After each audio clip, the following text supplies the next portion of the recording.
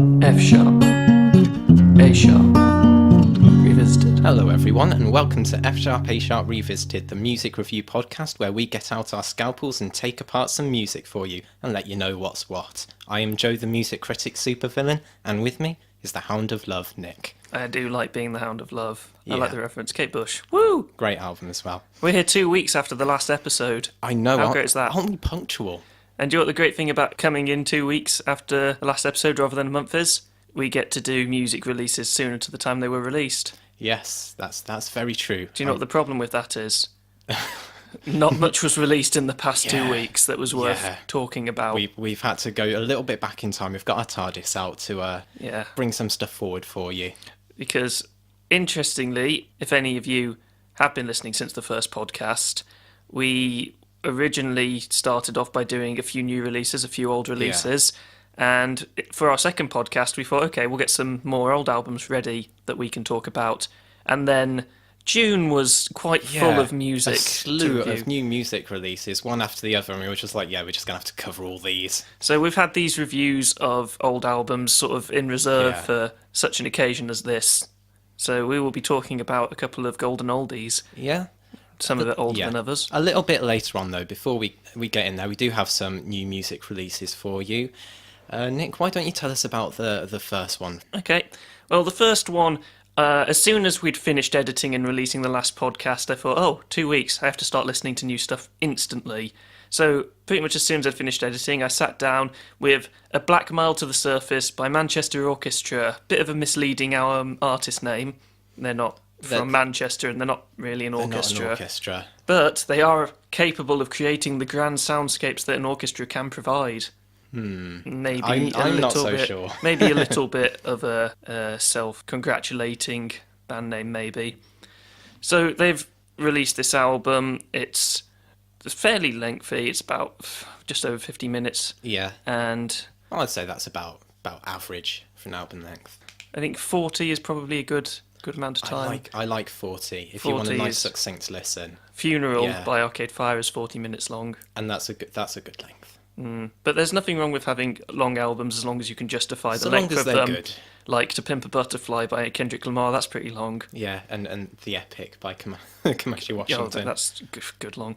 But going back to Manchester Orchestra, this release has received some good response from people upon it dropping.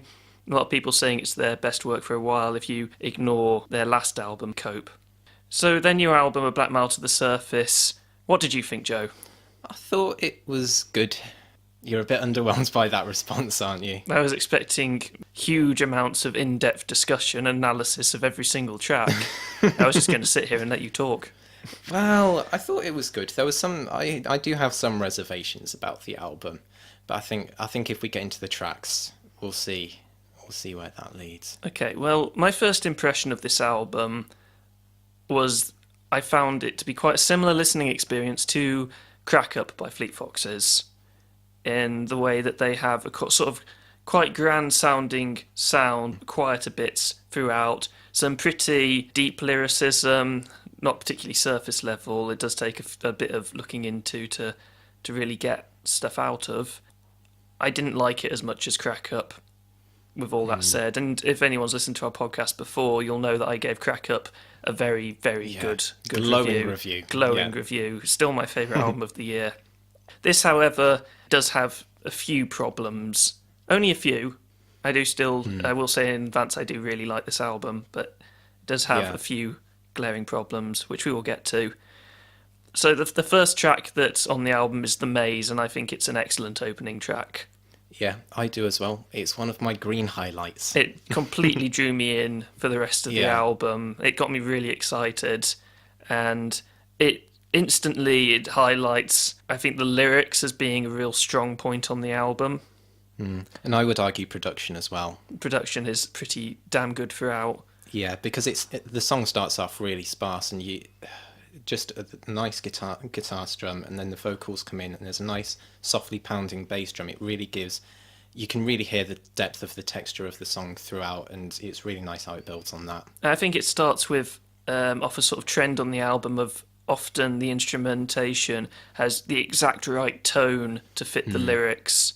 Like this first song being, I believe, about the singer Andy Hull's daughter Maisie Yeah. and fatherhood in general, with this sort of really grand sound, sort of looking at the wonder of this child that he has for him and sort of the meaning that she gives to his life, I think works really well. Yeah, and on that, there's partway through the song, there's some like mobile synths coming in as well that really reflects like the newborn imagery coming into the song. And And as the yeah, vocals grow and grow, and then the harmonies that come in with it are just glorious. yeah, yeah, really It's nice. And the focal imagery of the song is that, you know, he's amazed to the baby and the baby is amazed to him. There's a bit of a, it's about expressing this disconnect between two very different people in their different stages of their life trying to make sense of each other, which was, I just and thought, it is really instantly touching. memorable. Yeah. It is a really superb starting track, reminding me of Sol Luna threw away as being a very good way of opening the album, and then going into the second track, The Gold, which was another favourite of mine.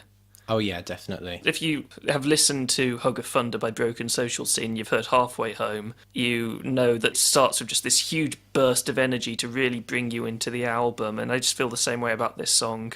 Yeah, I love its energetic, jumpy three-time rhythm. They use a lot of three-time throughout this album, and it's really distinctive. Like, Oh you yeah. don't really hear a lot of it in alternative rock used in the same kind of thrustful way that it's used here. And So, I think that the yeah. composition of the track is somewhat simple, but sort of still sort of divergent from standard pop fare. Oh yeah, there are a lot of flourishes, a lot of especially descending guitar flourishes as it goes into the next chord, which, I think a yeah, real strong point on the album is the layering of different instruments and when they come in and when they leave.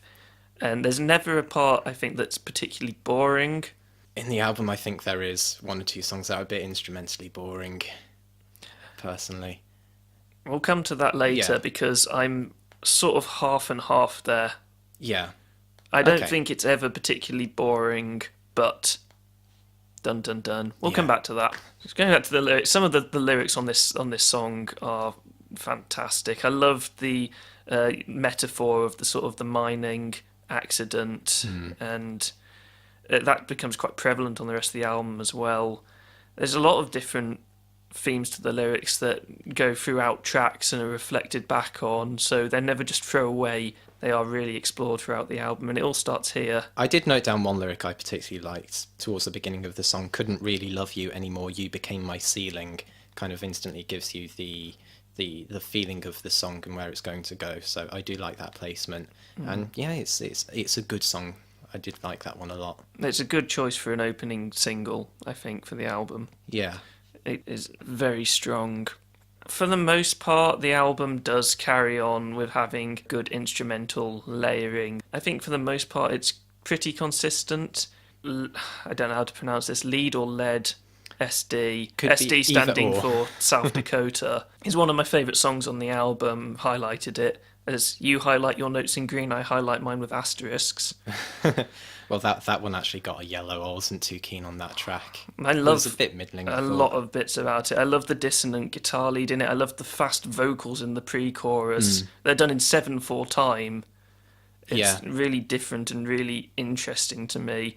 I love the sort of glitchy mechanical sounds that lead into the somewhat ethereal verses. And the lyrics on it are absolutely superb. It starts this narrative off about this incident in a grocery store that involved some sort of shooting, and it continues into the next few tracks, such as The Alien and The Grocery, as you know the title suggests.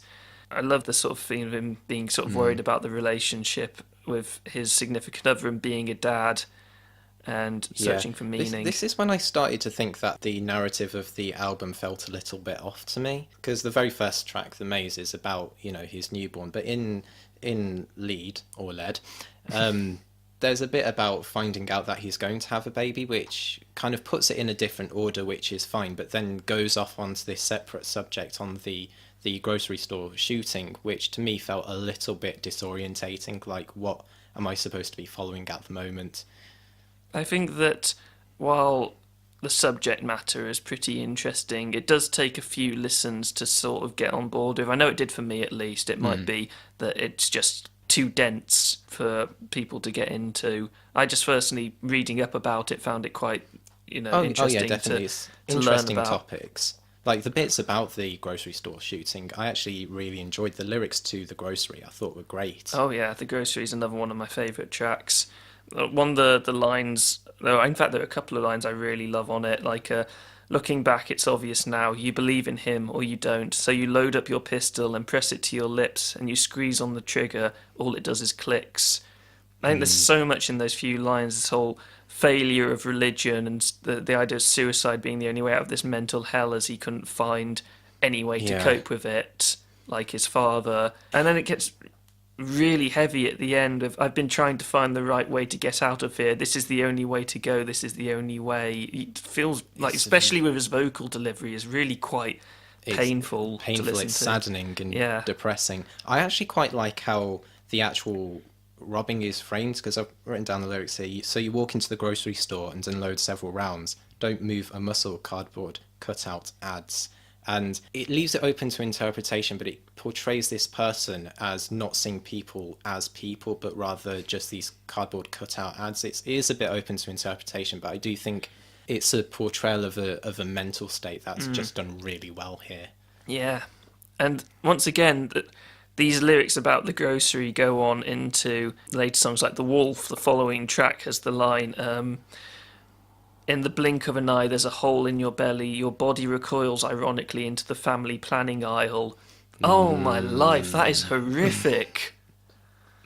Yeah, it's yeah. And it I paints think, a really yeah. complex picture of this person that's supposed to be our protagonist, I believe, but at the same time, in some ways, is completely irredeemable as a human being. Yeah, it's a very impactful track. In fact, The Wolf is probably my favourite song on the album. I really like the instrumentation as well. There's a very eerie synth bit that's going on at the beginning, and Yeah, it seems to keep up the intensity and the discordancy in the instrumental. Yeah, and the sort of industrial drums that open the track really make it stand out in a very good way. My one criticism of that song is that I think the lyrics get a little bit lost in the mix. So if you haven't got them in front of you, it's a bit difficult to make them out, which is a bit of a shame because I think for the most part on the album, the mixing is done incredibly well considering how much layering there is. Yeah. Yeah, but the lyrics themselves, it's a very angst-ridden conversation, and that's what they get through in the lyrics more than anything. Yeah. Very effective. There's the theme throughout the album, which starts in the maze and continues in The Wolf with the line, there is nothing you've got when you die that you keep, which I think is quite impactful as well, because it's starting off with him talking about his baby daughter who is sort of giving him meaning in life, and this idea that going on from the grocery, trying to kill himself, and then realising that he'll be letting down this child. It just gives me I keep going back to it and thinking about how good the lyrics are, honestly. Yeah. Well, it's the story as well. It's a well-written story, at least when it's focusing on that, on a particular thing that's going through the grocery store. That section, I think, is really well done. Yeah. After The Wolf, though, it's about this point in the album that I did get a bit fatigued. I wrote the exact same thing down here. I mean, Wolf had such an intensity that the mistake is, it's a bit more of a pop. Well, it's not a pop song, but it's a bit more of a poppy chord progression and melody, I thought, but didn't really add a whole lot to the story or narrative of the album. It's sort of similar to the criticisms I had of Hug of Thunder last month, which is there's so much energy going through the album that as soon as you get to a song that's even a slight little bit less energetic, it does sort of stand out. And as soon as the energy lets up, you do realise how fatiguing it can be. Yeah, I don't think it's fundamentally a bad thing if you can make those, low moments a bit more in depth, but I just don't think they do it here. But even then, I still think that it's a pretty good song. Just in comparison to the rest of the album, it could have been done a bit better. Yeah. It's still, once again, it's got great lyrics. And now the wheels are falling off of the car. Beside the 100-metre grave in the yard, everybody here feels sorry for us. Referencing back to the alien and this car crash that happened. There's a lot of complexity to the lyrics that do take a fair bit of reading into. A song that follows it, which I am a little unsure about, is The Parts. What I wasn't sure about was that, it's very much a love song, and I thought it just felt jarring coming off the subject matter of the past, 4, 5, 6 tracks, which are very kind of introspective and reflective, just going deep inside the person's mind of what they're doing and what they've done. To go into this love song, I just felt was a little bit. Once again, not a bad song, but in the context of the rest of the album, Once again, beautiful lyrics in this. I still want to know each part of you. That's just one little line which says quite a lot, I think. What do you think of the closing track, The Silence? I like the instrumentals in this track. The very commanding drum at the beginning, and the way it lays up is nice. Wasn't too sure about the lyrics in this track, though. I felt like they were a little by the by compared to the rest of the album. I will agree with you to an extent. Like in the first half, I think they are, but I have written down once again that like this for my notes on this album compared to any other album we've done before. I've written down more lyrics than on any other album because I think they're so good. Like, little girl, you are cursed by my ancestry. There is nothing but darkness and agony. I can not only see, but you stop me from blinking. Once again, enforcing this renewed perspective on life that was touched on in The Maze at the very beginning of the album. I think that this track is very necessary, lyric-wise, to tie in with some of the themes. Oh, definitely, especially more after so than the Carson previous mistake. two. Yeah, at least. Yeah. Once again, though, I think that sometimes the lyrics get a little lost in the mixing, which is a shame. I think it's got a grand, gorgeous atmosphere, and it's got this really fuzzy bass, which isn't distracting, which I love. Fuzzy bass is great. Oh, yeah, definitely. 100,000%. I think it ends the album well, but there are a few problems with it. Overall, though, this album stuck with me compared to some other albums that I've really liked but haven't taken huge amounts away from, such as Cornelius Mellow Waves, which I liked a lot, but didn't really leave a hugely lasting impression on me. This one I've gone back to quite a few times since listening to it to try and get more out of it, and sometimes I enjoy it more than I did the first time, sometimes I enjoy it less. So it's a bit of a strange one in that sense. It's a strange one. I think the strength of this album lies in its story and how it portrays it. I think that's the real strength of the album. I do have some reservations about the execution. Just I think sometimes the narratives go a little bit wibbly wobbly around each other, but overall, I'd still call it a pretty good album. Yeah. I'd never really listened to Manchester Orchestra before, and I listened to this one off of the strength of the critical praise it'd been getting, and I wasn't disappointed at all. I'd give it like a strong 8, personally. I'd give it a strong 7. Strong 7. I do think there were one or two moments where the instrumentation was letting down the album, though. On The Grocery, despite me loving the lyrics, I thought the instrumentation was creeping under a little bit. I wasn't too amazed by it, but I think for the most part the instrumentation was great as well. I liked on that song quite a bit of the instrumentation, actually. I thought, for one, the vocal performance on it was the best on the album. I also thought the guitar line in it was absolutely gorgeous, and the exaggerated snare drum was mixed in such a way that it wasn't distracting, and in fact I think really added to the layering of the track, and it had the best lyrics, I think, on the album. Okay. So I would say you're wrong. And I would say you're wrong. So we're going to move on to a Joe album. A Joe album. Well, it's not actually a Joe album. It's not my this album. time. It would normally be a Joe album at this point, but we've had a special request. Oh yes. From our good friend Adam Camilio. Yeah, shout out to him. To review something that I'm not sure. I'm not sure if it's something that we should be reviewing. I think, you know what? I think we should, because it is something a little bit different in terms of context about what it is, and it is the new Pentakill album, Grasp of the Undying. They are a video game based band. They don't exist. Yeah. Well, I don't like saying they don't exist. Yeah. That sounds like that's what publications have been saying.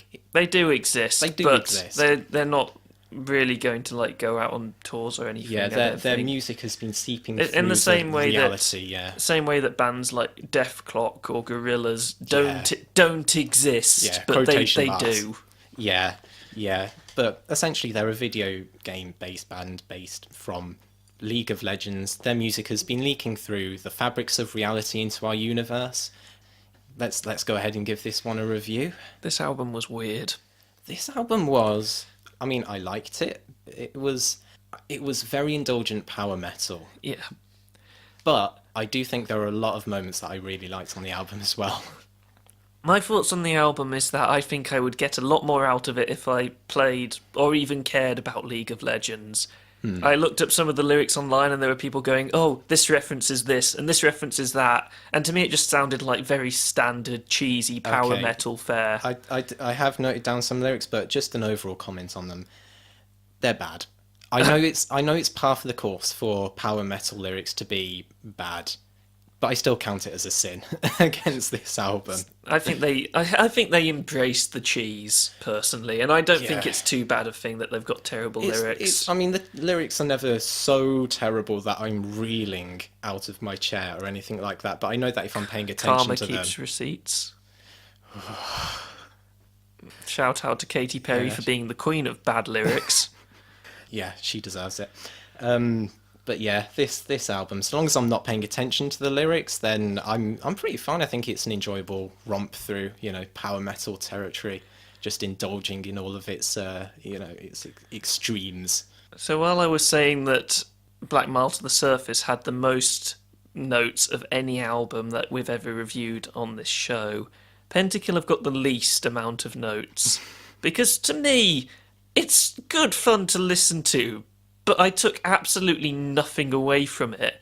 I thought that the songs just sort of melded into each other a bit, and there wasn't that much that made individual tracks stand out. There were there were a couple of tracks that I do remember and I do quite like. And I'm not saying that the album's particularly bad because of this, because honestly, I don't think it's meant to be hugely deep. I think it's meant to be fun. And it is fun. Yeah, it's a bit of a gimmick, but it's fun, and that's what it tries to be. I think quite consistently it's well composed, but a bit samey. Sometimes I think it was bogged down by a bit of murky mixing here and there, sort of things clashing against each other and getting lost. But the performances are consistently excellent. Yeah. The guitar solos in it are pretty insane. Yeah. I thought that a lot of the guitar work was great, if mixed a little too loudly, but again, that's part of the course for power metal, but yeah. As far as power metal vocalists go, this one was, decent. Yeah, there's a lot decent worse. Voice, yeah. And they didn't fall into the Dragon Force pit of taking themselves too seriously, I don't think, because I've listened to... what was it? That one Dragon Force album which has all the hits on that people know, and it is essentially the same song over and over again. It's a kick-ass song, but the albums get boring because of it. Whereas on this one, the songs are a bit samey, but because they don't take themselves seriously in the slightest, it's still quite fun. Yeah, and there's just enough diversity within the tracks just to keep it going, apart from towards the end of the album, but. I think we should get into some individual tracks. Yeah, I'll start off with my highlight of the entire album, which is actually the closing track. Oh, same. Blade of the Ruined King is a just super epic closing track. Yeah. And I think one of the things that really helps it is that it's an instrumental. I think that's true as well. But I also think it kind of sounds like it could soundtrack a video game, and so it almost feels like the strength of what Pentakill is all about is coming through full force there. You've got roles of orchestration, you've got choirs, you've got strings just rolling over, keeping the momentum going, guitar solos, there's some brilliant power metal thirds in there as well. It just keeps, it's the longest track as well, I believe, around 7 minutes. 7 minutes, but it's over quickly as well. It just feels it just breezes constant. By. It feels epic. It's a great closing track. I don't know if it's a shame or not that we had to wait until the final minute of the album to get the best part of the album, because I think the closing minute of the song, and in fact the album, is like, if they'd just managed to keep up that standard for the entire album, I'd be giving it a 10. It's so good. The layering of it is absolutely phenomenal, honestly. Yeah. I mean, I'd agree with you, but there are only so many albums we can give a 10, so we'll have to let them off the hook this time. Yeah. Sorry, not quite getting a 10. Any other tracks for you? There are 3 other highlights. I quite liked Mortal Reminder. I think that's a single, possibly. It might be. I never check the singles. I'm terrible. But I really liked. I just thought the I riffs thought were that was a really pretty, catchy. pretty strong one. The riffs were catchy in that one. The symphonic elements at the beginning were really nice as well, and I just like it when I can remember the riffs in my head. I'm not going to repeat them because I'll fail. No. Human mouths Yeah. were not meant to do that. Human mouths were not meant to do metal guitar No. riffs. Another one that I quite liked was the Bloodthirster. I thought that it's got such an amazing riff on it and an excellent solo, and I don't remember much else at all about it except for the riff being incredible and the solo being Yeah. incredible. But that was enough for it to carry through as being one of the stronger tracks for me. For me, I mean, it's a good track, but for me, I didn't like it as much, but I think that's more so because I was getting a little bit fatigued at that point, just because there's so much constant energy in that album. There aren't any lulls, there aren't any really real softer spots. So when it was getting to that tracks kind of 7, I think 8. with how samey the album is, I think they could have quite easily cut a couple of songs out of it, made it a tiny bit shorter, and it would have been a more fluid listen. Perhaps. Perhaps. It wasn't a long album, but No. I definitely would not have had it any longer. But to be honest, there are a few tracks on this album that I just haven't made any notes for because I just didn't really see the point. There wasn't anything new I had to say about them, which is a bit of a shame. I've only got notes for 6 of the songs on the album. Okay, which ones were your low lights then? Low lights.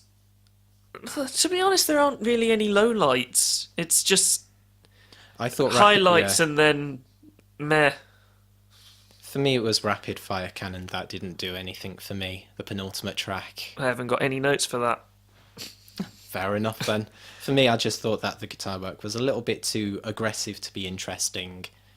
Didn't write anything else down. Yeah. It's. So, yeah. I think we should go off and we should play League of Legends for about 60 hours and then come back and give this review Yeah. the proper send off it We deserves. should give it, and then we'll give it a strong 9 Yeah. each. Because it will be amazing in our eyes, I'm It'll sure. be amazing. Yeah. I mean, there were a few of the tracks I liked. I liked Frozen Heart. I liked the catchiness of the hook in that song. And I liked Dead Man's Plate as well. I really liked the aggressive opening ostinato of that one and how the guitars just kind of whirled around it. Music needs more ostinatos, I think. Oh, I love ostinatos. Good ostinato. It's a good word as well. Yeah. Love it. I think we're ready for closing thoughts on the album. Closing thoughts that I haven't really got many thoughts on this album. I think, yeah. I mean, one general criticism. I think I perhaps would have liked the drumming a little bit louder, but I'm not sure if that's me wanting the guitars a little bit quieter sometimes. Possibly. I found myself not really I liked the drums when I was paying attention to them, but if I wasn't paying attention to them, then they weren't grabbing me enough, so that's one thing. I didn't like the lyrics, but other than that, I quite enjoyed it. I thought it was well arranged for the most part. It was good fun. Yeah, good fun, definitely. I'm thinking a strong 6 myself. I'm thinking, yeah, strong 6.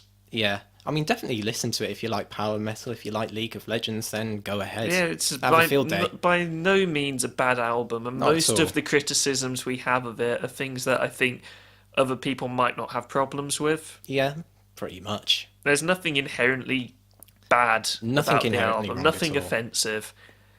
It's just fun, energy, Just fun. enjoyable. And fun is never a bad thing. Yep, and if you like League of Legends, you will probably adore it. There you go, Adam. We did it. Can we have our money now? Let's move on to some tracks. Yes. Didn't have any tracks last month because Yes. there weren't any we really wanted to talk about. Yes, but we've got a few this time. Yeah? New Enter Shikari track, Live Outside. How familiar are you with Enter Shikari's work? Not very much at all. Right, because this song completely threw me because it's pretty different to most of Yeah. their other stuff, lead singles at least. I remember the days of albums like Common Dreads and Take to the Skies, which were very, very metal infused before Yeah, they I sort of was went aware more that- down the yeah. electronics route. I was aware that they were a lot more aggressive a band before this one, but so I'm kind of coming into this single kind of fresh. Kind of fresh. Perspective, but I do know what they were before. I was really surprised with how much I liked this song. Yeah.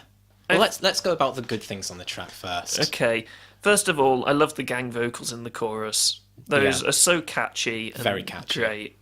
I think the drums in the bridge, as things get a bit more intense, fitting with the lyrics of the song, absolutely excellent.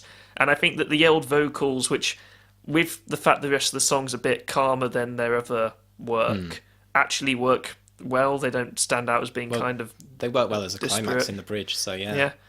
And I mean, you said the drumming during the bridge. I thought the drumming throughout was great at keeping up the momentum of the song. And I also think that the lyrics were pretty good. I mean, I'm still trying to completely comprehend them, but I saw similarities between the lyrics in this song and actually Infinite Content from Everything Now by Arcade Fire, which we talked about last Oh yeah, time. definitely similar themes. See, I thought that I wanted a little bit more out of the lyrics. They're not bad lyrics at all, but I mean, watching the music video at the same time, I was kind of wanting the lyrics to reflect a bit more of the meaning in the video, but I found See, I personally think that if you have the music video next to it, you probably get more out of the lyrics than on its own. I think that's true, but when I listen to music, I kind of want to listen to it by itself. Yeah, same. By itself and be able to get everything that I need to out of it. That's why I think it's a bit of a shame that the music video does, add more to the lyrics. It kind of wanders into a different territory because the song itself, to me at least, seems to be very much about just wanting to get out of a noisy headspace, which is fine, which is something I very much relate to, but I just kind of think that, if you're going to put a video like that out there, you want the lyrics to, have a bit more to them. Fair But enough. anyway, yeah, that's my one criticism of the song. For the really. record, the music video is pretty good. Go and watch Oh, it. yeah. I enjoyed yeah. the music video a lot. Nice dystopian themes. Yeah. I like that a lot. I think good track. Yeah, I think the same. It's a good track, catchy. Let's Yeah. move on to our next track. Next one. Okay, I wasn't aware that Brockhampton had already released a new single from their follow-up album coming out this bloody year, or the fact that they were releasing a new track that we're going to talk about now. I'd completely missed that had released until you told me about Yeah, it. I was just like, oh, and then yeah, I found yeah. out that Saturation 2 is coming out this year. Ridiculous. And I started Yeah. to tremble a little bit and then fainted. They are working hard. I am That group are so working very hard. excited. What's Yeah. making me even more excited is I do like this track. I like this track a lot as And well. the fact that this track is coming so soon after Saturation by Brockhampton, which I think we both agree is probably the best rap album of the year so far. That I've heard, yes. Yep. Yeah. I'm really excited for what comes out later this year, which I'm sure we will review. Yeah. We should probably say that the track name is Gummy. Yeah, probably let's get onto the track. Yes. I like the symphonic opening. I like how it gets interrupted. I like the feel of the song a lot. The dominant Phrygian scales, the Arabic scales, all work together to a nice All right, fluid. Mr. Music Student. All right. Using your fancy words like Phrygian. Oh, I love the Phrygian. I love the Phrygian mode. My favourite mode is probably Mixolydian, but that's a conversation for another time. But yeah, I love the feel of this song a lot. It's fluid. The flows on it are insanely good. Oh, very The good. backing is incredibly layered and interesting. The last, Yeah. once again, the outro, absolutely It's great. fantastic. It's great. Well, the thing is, there's a bit where there's a bit of higher pitched vocals, but I wouldn't really say there's a hook on the song, so it just the instrumentals are so good that it doesn't need that catchiness, but then the outro just gives it that extra bit of flavour, that extra bit of kick, Fun fact really about good. the high pitched vocals. Once again, by the way, I want to point out that Brockhampton used pitch shifting without it being the worst thing ever, and I think Yeah. that's an incredible achievement. That's very good. The hook on it with the high pitched vocals is meant to be an attempt at pastiche of famous R&B artist MIA or Mia. I'm not entirely sure how you pronounce it. I think it works incredibly well, and it's only once I'd looked up the lyrics a bit and they'd gone, yeah, I was trying to do that. I was like, oh my god, yes, they have. It sounds so similar. And the But it's- lyrics on it yeah. are great, as is to be expected with Brockhampton. Yeah. What do you have any particular favourite lyrics you wanna? I was looking through trying to find ones to pick out, and they were just so good. I didn't really think any were Okay. better than others. Okay, I thought Don McLennan's verse was my favourite personally. I did note down, don't got no friends in this game, it's me and my brothers alone. They thinking that we compete in that shit depleting my bones. I love that line. I was going to try and bring up a topic for this discussion, which was which vocalist of Brockhampton do you think is best? And then I thought, actually, I can't decide that. I don't want to make Joe try and decide that because they're all so good. No they're all one good, really, yeah. I think, takes the spotlight. See, one of the closing verse, who's it by? Matt Champion, I didn't think was quite as good as the other ones, personally, but that didn't Okay, matter. well, that answers the question of Okay, which one yeah. you think is worse then. Well, the thing is, he might, he could be great on other songs, so I'm not going to say is the worst. But in this track, I thought that verse, just the composition of that verse, wasn't quite as the same as the ones that came before it. Well, what a bummer to lead this track on. But overall, it's a great track. Great track. Great track. Really enjoyed listening to it. Really enjoyed listening it again and again. I did play it several times. So yeah. The music video was a little disappointing because I read about it and Kevin Abstract said, who directed it, said, I just watched Baby Driver about 7 times and I was trying to mimic that. And honestly, the music video is nothing like Baby Driver except that it has a car in it. No. It's a bit of a cheesy video, but I like it. Yeah. It's nice. It functions. It's alright. Yeah. I'll tell you what, it's better than the video for our next track. To be honest, I don't think I actually watched the video for it. Well, the next track anyway. is Putin by Randy Newman. Yes. The same Randy Newman who is famous for Toy Story. Yeah, and writing that song, Short People. Ain't Got No Reason to Live. Yeah. I don't know how we came about talking about Randy Newman on our show, because I don't think I've ever listened to anything by him except Short People and You've Got a Friend in Me. And I've always just sort of thought, I'm not sure he's someone I particularly want to listen to more stuff by. See, I just love this idea of the guy who writes music for Toy Story and hates short people. Well, I gave his new album a listen, Dark Matter, which I thought was good but a little by the by. But this track was a standout track. It had been released before the album, but now's as good a time as any to talk about it, I think. This song has completely convinced me that Randy Newman should pen Putin the musical. Oh, yeah.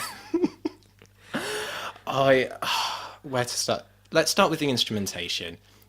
He has got such a great sense of fluid, jazzy chord progressions. Everything fits together. Everything fits together brilliantly. You've got the strings, the orchestration is lovely. You've got a nice bit of kind of mock Rachmaninoff-esque piano at the beginning. Some of the Russian harmonies and textures kind of come through the song as well. It's so perfectly arranged. And I fun. love it. It's fun. It's fun, but then the fun comes with the lyrics as well. The lyrics. I just want to point out my favourite is where I can't remember the exact lyrics. I haven't written them down. But when he says, "What if the Kurds got in the way? Kurds and way." Genius. He's got he just doesn't care. He doesn't care about offending anyone or just being brazen with what he wants to say, and I love it. Sometimes a people are greater than their leader. Germany, Kentucky, France. Yeah. Oh, Randy Newman. He's becoming an idol of mine. But, I mean, I just like the characterization of Putin in this song and just the whole situation around him, his autocracy. Yeah. And it's so well done. I have written down a few lyrics. Come on, read them to me in your best Randy Newman voice. I could never imitate his delicious, slightly raspy American tones. But anyway, Putin putting his hat on, hat size number 9. You say Putin's head is getting too big. Putin's head's just fine. He's just so funny, and he can power a nuclear reactor with the left side of his brain. It's just all these lavish compliments, which of course are satirical, of course, and it's so beautiful.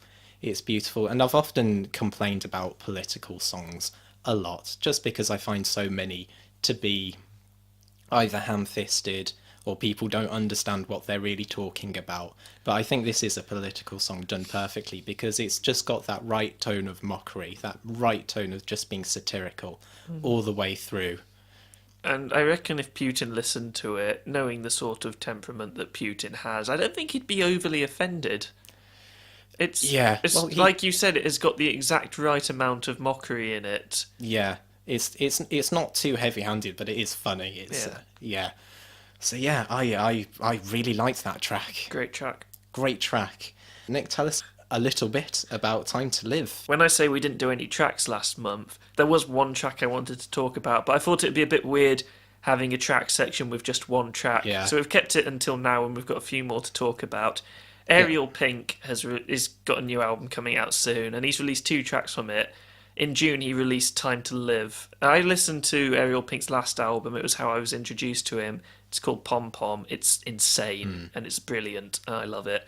And Time to Live, his new track, is no exception to the insanity of his music. Ariel Pink is as weird as his name, and this track is simultaneously, well, it's hard to describe.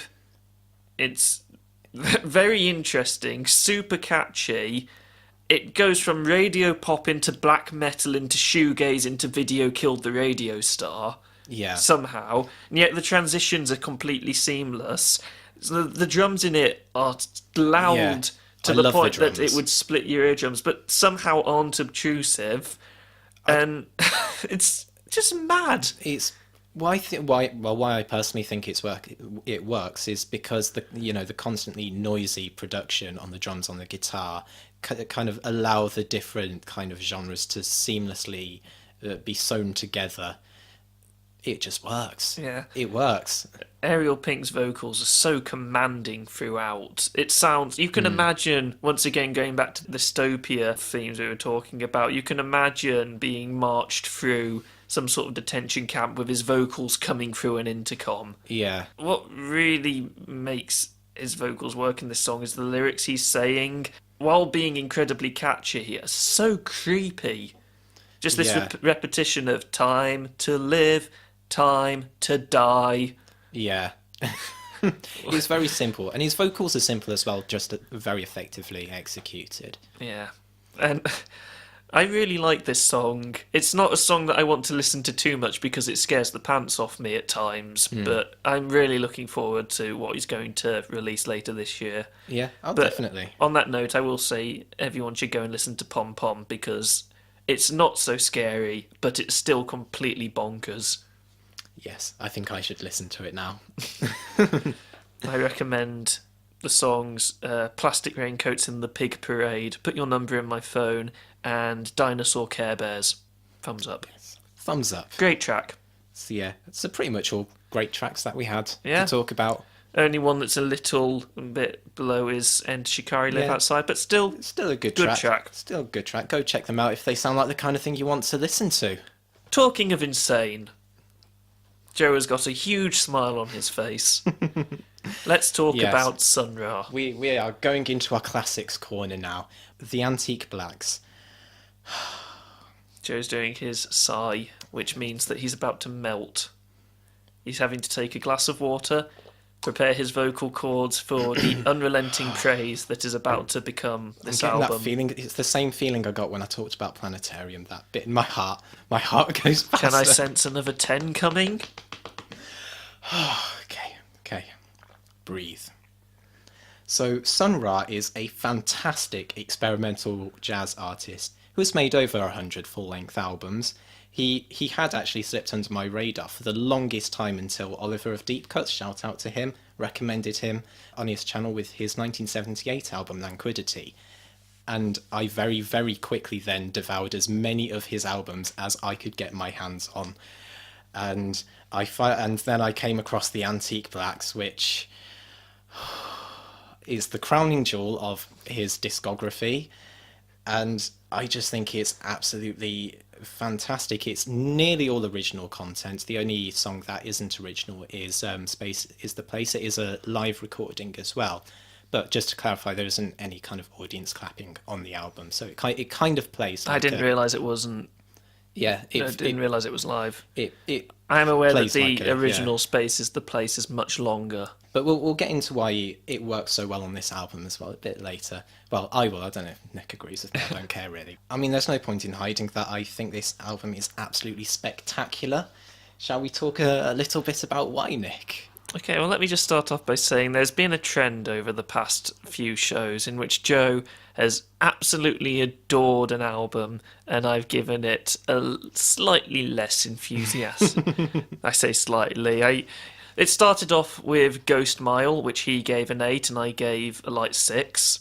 Then we had Big Big Train, which he gave an 8, and I gave a 5. There was also Michelle Branch in the first. Also Michelle Yeah. Branch, which he gave, what was it, a 9? Light 9. Light Strong 8, 9. Light 9. Strong Yeah. 8, Light 9, Yeah. which I gave a light 7. Planetarium, he gave a 10. I Yeah. gave strong 7. So now we've got Sun Ra, the Antique Blacks, I need to which get that I liked a myself. lot, But not as much as me, I'm but guessing. not as much as you. Where shall we start with the tracks, though, Nick? I'm going to start off by saying a problem I have with the album. I think I know what it is as well. My problem with the album is there are some songs which are just so ridiculously indulgent that it annoys me. Incorrect. First noticed it on the second track, There Is Change in the Air, which the song is a bit repetitive to me and at the same time very indulgent.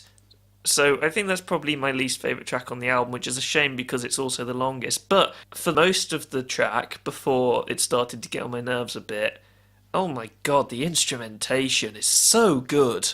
Throughout the entire album, it's so good because Sun Ra rocks the Roxiccord And when in this album. and yeah. when the song is structured, it feels unstructured, and when there isn't any structure at all, it still feels structured.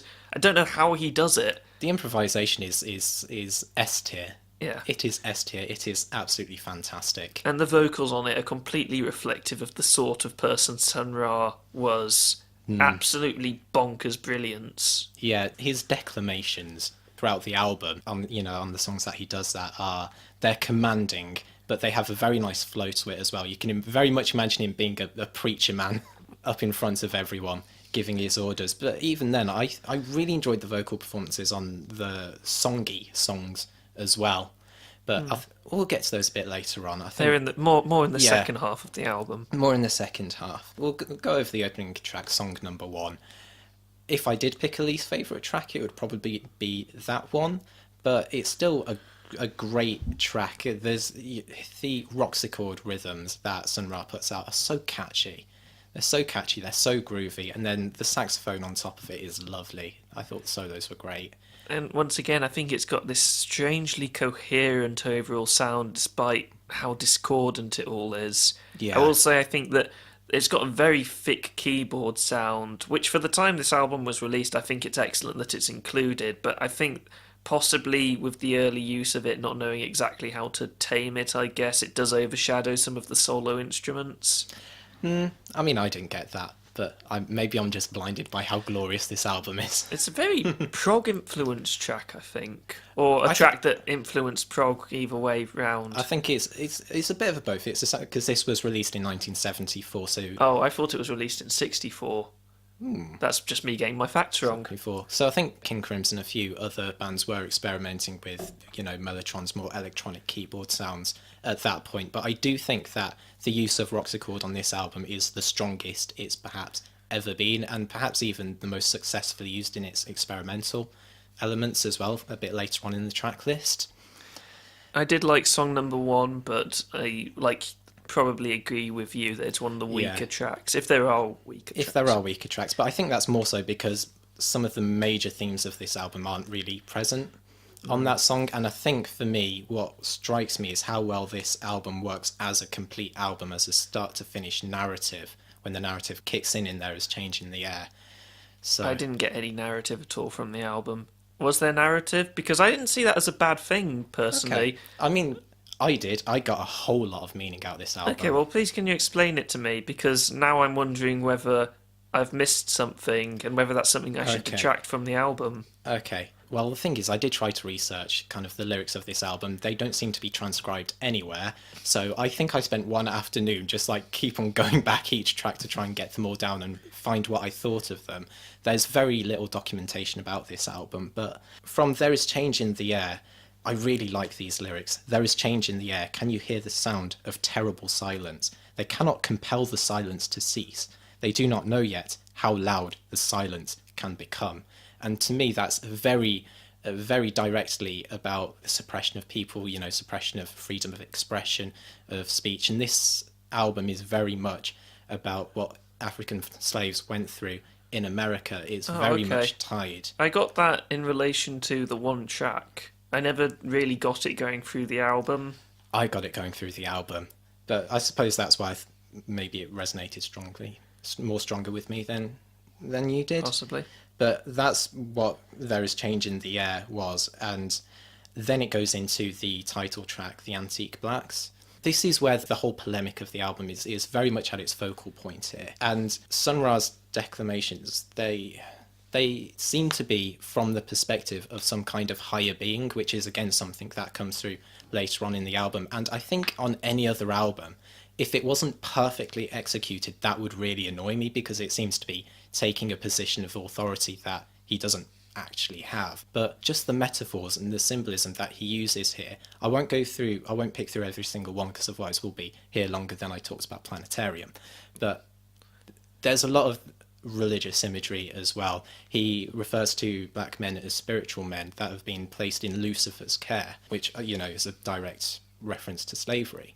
And then what I love about that is how it goes into the next song, which in this context sounds so spiteful, so spiteful. This song is dedicated to nature's God.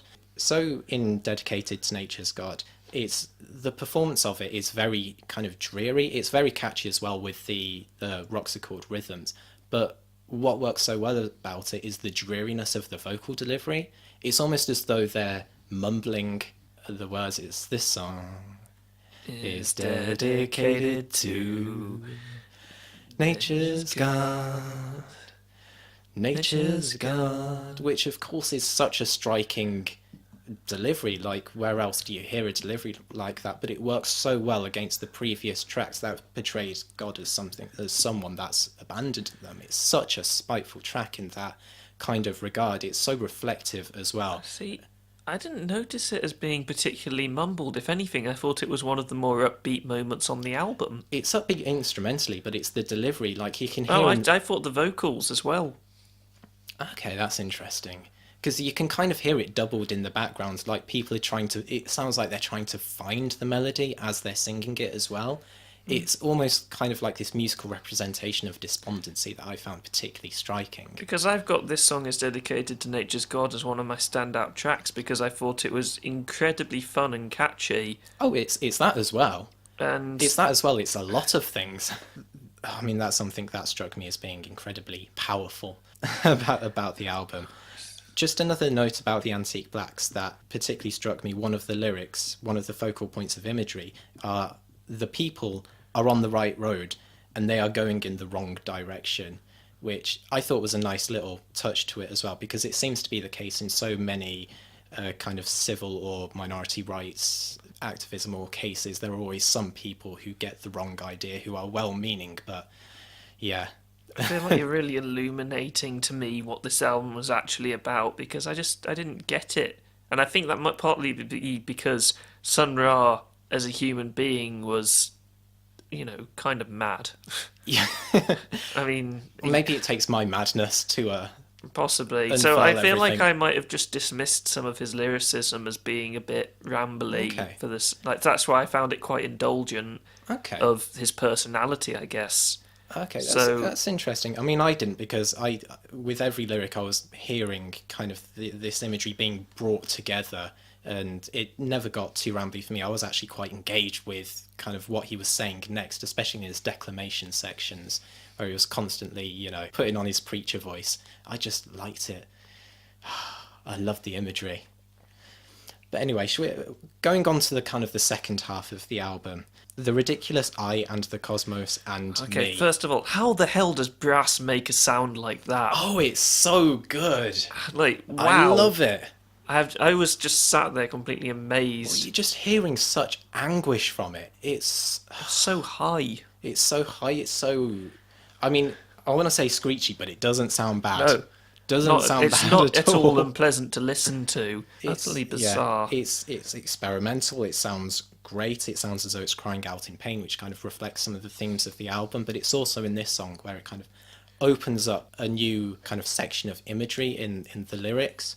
I did note down here, would I, for this wondrous thing, a new decree of happiness, better than any the world has ever known, a cosmic wave that opened the way to the world, the cosmos, the world, out in the galaxy, which kind of then takes the imagery from the beginning of the album into the second half, which I thought was great. Like, after these words are spoken, you get this messy cloud of electric piano sounding like a thunderstorm and just instruments going wild. It sounds great, and then you're put into what is one of my favourite tracks of the original release, Would I For All That Were, which is, oh, I love this track so much. The Roxachord sounds so growly and deep. It sounds like proto-video game music. It's so good. I feel like this song was a little bit dampened for me by the fact that I was starting to feel a little bit of fatigue at this point in the album. I think that it had been sort of brought up again by this song is dedicated to nature's God because of how a bit catchy it is. Yeah. And then with the ridiculous eye in the cosmos, me sort of lowered it again, and then I got to Would I For All That Were, and while it's definitely an interesting track, I think that the sort of really harsh sounds that are not necessarily heard in jazz are incorporated really well into it. It was just a little bit of a difficult listen in the context of the album for me. Okay. I think perhaps why I appreciated it a little bit more, because I kind of saw it alongside the imagery of the narrative of the album. It's like we're being transported to the place, which is, you know, the next song, Space is the Place. It's a transitional song, kind of both musically and symbolically, in where the lyrics are then going to go.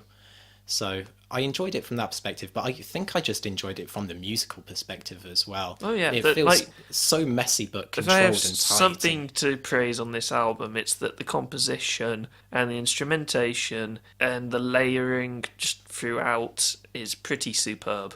Agreed. Yeah.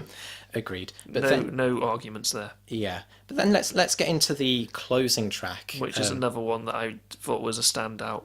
Space is the Place. Space is the place. Sun Ra and his band have entertained you here. Oh, I love it. I mean, I just love the song itself. And it's sort of organised mayhem, I think is a good way of describing it. Okay. What I would like to go into how I interpret this song in the context of this particular album before just like lavishing praise on it. And that's, for me, so much of this song was about kind of slavery, betrayal, and kind of the effects that had. And then what I love about the symbolism of this track is like it's saying this is the next step, this is progress, this is moving forward. And it brings me such joy that it sounds like they're having so much fun on stage. You can hear it in how they're all singing along. Space is the place. Space is the place. Space is the place. Oh, it's so good. And then you've got the vocal scatting that happens towards the end. Just sounds like the guy's having a whale of a time. It's so infectious. And I find myself grooving along. I never dance. Like, I hardly ever dance, but I find myself grooving along anyway. And just, you know, Sun Ra's keyboard skills are fantastic. I think the line is catchy. You know, when people are coming in with different slight instrumental flourishes, it's great. And the song, I think, is quite long as well in this album. It's about 8 minutes, but it just feels like a party. It feels like a party that's just the right length, I think. Like everyone's having a very good time. Yeah. Well, I think I didn't get as much out of this album as you did, unfortunately. I'm not sure if that's a fault on my behalf or a fault on the album's behalf. Well, I got a lot out of it.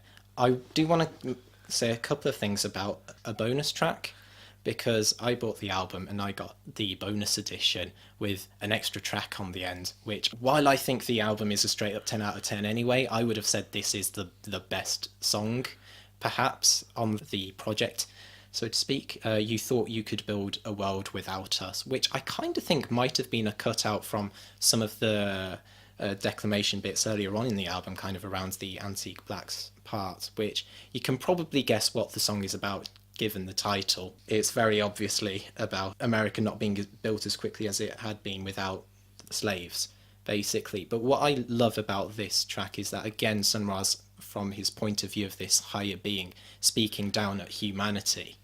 And he goes into the other arguments, and I love the way it's done as well. Having the band behind him in the performance works so effectively here. He's making arguments like, you couldn't even look after the fishes of the sea. Look at you, you've polluted the planet. And then the backing band are just laughing. They're just laughing at the, what's presumed to be the audience or the person that Sun Ra's speaking to. It works so great. And the instrumentation is very much like Would I For All That Were, but except it's more abrasive in its experimentalness. I did really like the instrumentals. Oh, but then again, I like the instrumentation for the entire album. I think it's amazing. I will say I only got what the title was referring to after you told me your interpretation of the entire album. I don't think I would have got that otherwise. And I didn't, when I was listening to the track once again, I didn't get that so much. Okay.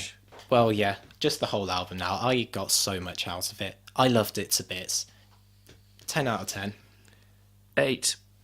Boo. Boo me. But, I mean, it had to happen, Yeah. It's a weekly occurrence in our discussions. It's the occurrence where I like something a whole lot more than Nick does. Yeah, and this isn't even just on the podcast. It's in all manners of life. Joe, you like mustard? I think it's all right. Mustard is so good. I am the man of many mustards. Though it has been growing on me. Good. As has Paramore After Laughter. That's been growing on me too. I have to say, I haven't returned to that. There are a couple of tracks we discussed about it and we reviewed it, such as Grudges and Caught in the Middle, which we called filler at the time, but have actually really grown on me. So okay, maybe I should go back and have another look at it. So to all people who may have listened to that album, you should all go back to it, I guess is what I'm trying to say. What were we on about? Sun Ra. Sun Ra, we're closing up on Sun Ra. I have to say my biggest problem with Sun Ra, which is that his name means sun god. That's it. Nothing to do with his music. I love you, Sun Ra. I love you.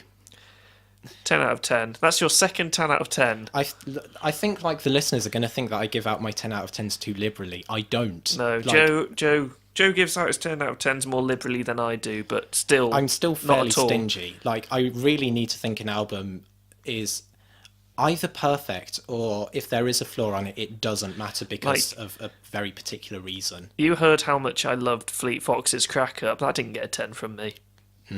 Yeah. And I thought that was incredible. What albums would you give a 10? So, Kid A. Kid A. Kid A is no question. Well, the thing is, I have strict 10s.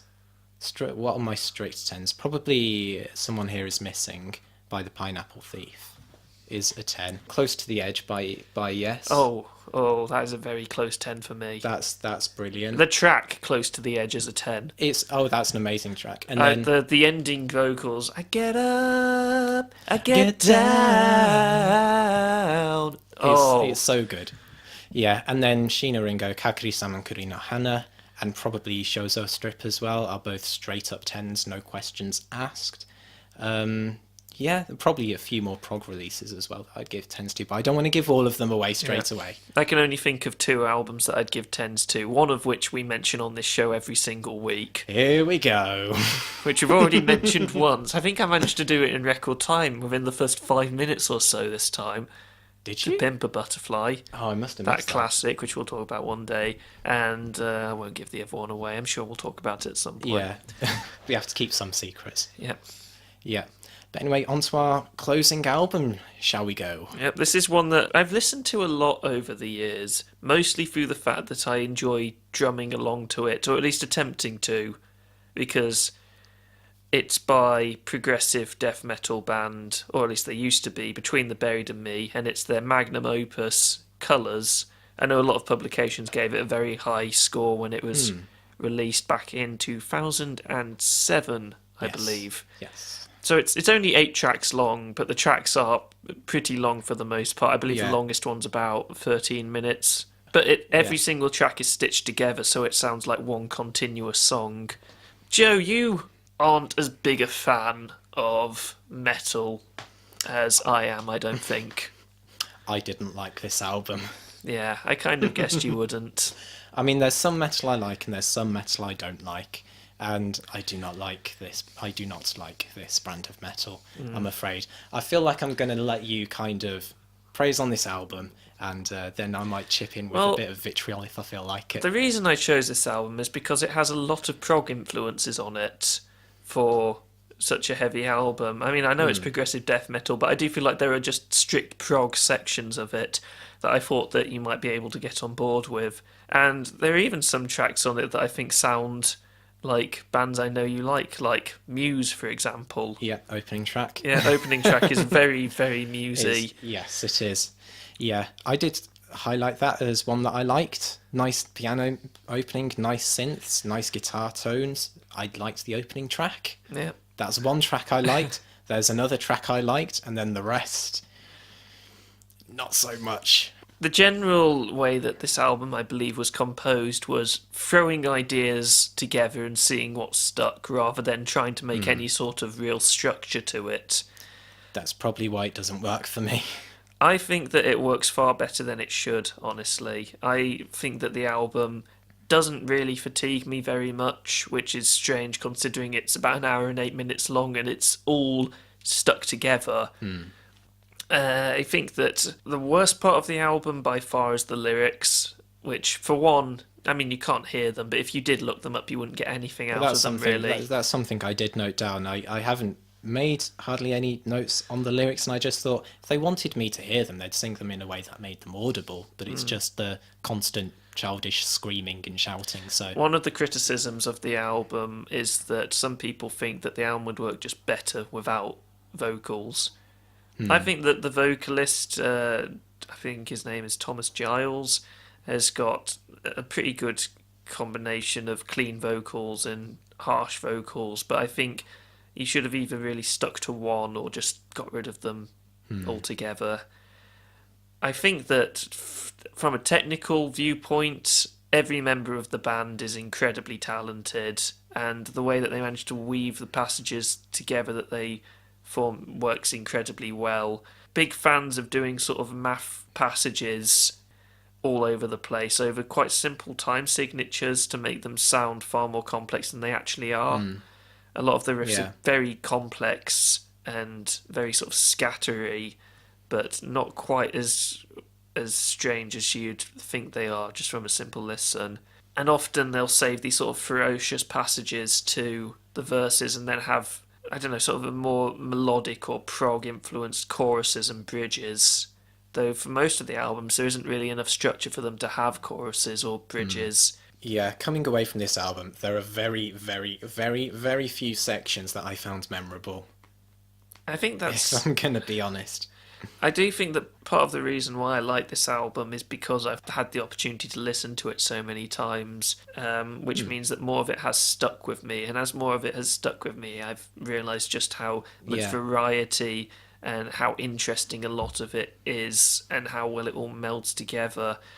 There's a lot of textual range on the album, which I think does wonders rather than just being heavy throughout like a lot of its contemporaries. I'm going to point out a couple of songs that I really, really like. I know the other track that you really liked is Viridian. Yeah. Yeah, because it has a bass solo in it. Oh, yeah. Yeah. Of course. So there's only 2 tracks on the album which could be considered to be, I guess, quiet, which are the opening track, the back track, which starts off, simple piano, gets heavy towards the end, leads into the album. But then the penultimate track, Viridian, sort of 2.5 minutes, very atmospheric, very quiet, with this bass solo it's going such through lovely it, bass. which is absolutely fantastic. And I don't think it feels like an interlude track at all, despite being very short. I absolutely love that they felt confident enough to include this track. Oh, definitely. And I very much appreciated it. So, yeah, thanks for that. But if you don't like a bit of heavy, then I like Joe over here. I like some heavy, but I didn't like this heavy. Yeah, then I don't think you'll get much out of the rest of the tracks. Some of them are quite dense and do require a lot of patience. Well, that's just it. I found so much of the time it was too dense with aggression that there were so many times where I just felt the scope was too limited, and that when they were going into a slightly jazzier section or a slightly softer section, what it felt like is someone was grabbing the back of my head, like dipping it into a bucket of water, allowing me to drown for like 30 seconds and then take it back out for 2 seconds and back in for 30 seconds. That's kind of how this album made me feel a little bit. I suppose it depends on your tastes. I think my taste is not for metalcore, basically. Well, I won't talk about this too much, as I don't think you've got too much to contribute, but I'll point out a few more tracks that I really like, or moments that I really like. Ants of the Sky, which is the second longest track on the album, I think is probably the best. It's the most proggy song on the album, and it works melody well into the really fierce sections. It's not a complete sort of wall of noise, very chuggy guitars as you'd expect. There's a lot of like proggy guitar solos in it that I noticed. There's a lot more usage of keyboard, and it's also got these two sections. It starts off, it's got this guitar line in it which is very sort of triumphant, which comes back at the end in the most unexpected way, where the music sort of drops out and then it turns into what sounds like a bar fight. That was actually probably my favourite section of the album. With acoustic guitar in the background of it, and then back into this guitar line from the beginning, and it's a great way to close the song. It was a very good. I really enjoyed the last 3 minutes of that track. Actually, that's another bit of highlight for me. Yeah, it's fantastic. In fact, most of the best parts of the album, I think, are focused around the guitar. Like, for example, the guitar solo in the closing track, White Walls, is one of the best I've ever heard, I think. After this really long section of repeated guitar melody, it goes into the guitar solo, which starts off quite smooth and melodic, and then gets really, really bloody fast over these really, really driving drums, and it gives me goosebumps every single time I listen to it. The song ends with this piano to fade it out, which mirrors the opening of the album. The first song being called The Backtrack makes me think they probably intended it to be you'd go from the end back into the beginning, though I have no desire to do that, honestly, because once you've had an hour of it. It is an hour and 8 minutes long, and while I don't think it gets particularly fatiguing, it's not something I'd want to listen to instantly after listening to it, you know. But every instrument is on the top of their game in that final track. And it's the one track that I think the lyrics have some sort of meaning on if you look them up.